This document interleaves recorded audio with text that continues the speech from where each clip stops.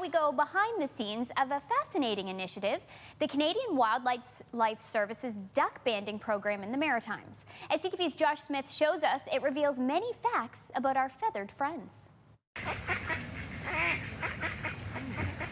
This time of year, waterfowl biologist Ted Barney and his team with the Canadian Wildlife Service in Sackville, New Brunswick, are tasked with banding over 3,000 ducks across the Maritimes. They collect a lot of species right next door on the Tantramar Marsh, which is a popular home to 6 to 8 different breeds of ducks.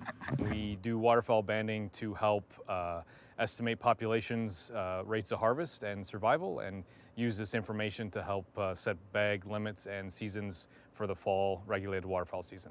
In conjunction with the moon phases, collecting the ducks is done by using a water boat powered by a Corvette motor. They set out to a wetland site before dusk, then wait for the sun to completely set. With nets and spotlights, Barney says this is the most effective and efficient way. And then they head out in the boat. To witness it, it looks like a scene from an alien invasion movie. The airboat allows us to get into multiple wetlands in an evening and be effective to get as many birds out of those wetlands as we can, kind of one night rather than putting in a month's worth of effort. And basically the darkness of the night allows us to use the lights on the airboat to blind the birds. They can't see a horizon, so they don't fly, and then we can use our dip nets to scoop them up, bring them back to shore, and then we band them.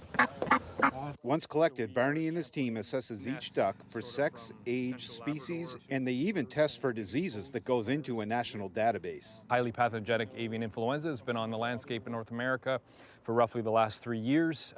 We have a monitoring program to look at background rates of the virus, and this technique allows us also to catch those samples that we need to take in order to be monitoring waterfowl health.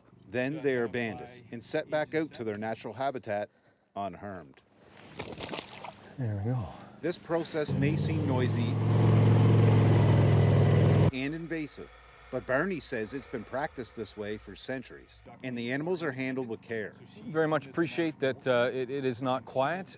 We do have everything on the boat to our best of ability to reduce that. That the information coming from this is really critically important to what we do at the Canadian Wildlife Service in terms of managing these populations. So we have protocols in place that are set to an animal care standard that's followed. It's assessed by a committee that includes veterinarians. Barney wants people to know that anyone can get involved with this process. If you find a duck with a band, you can go online and report it and get the details on that specific duck. Josh Smith, CTV News, Sackville, New Brunswick.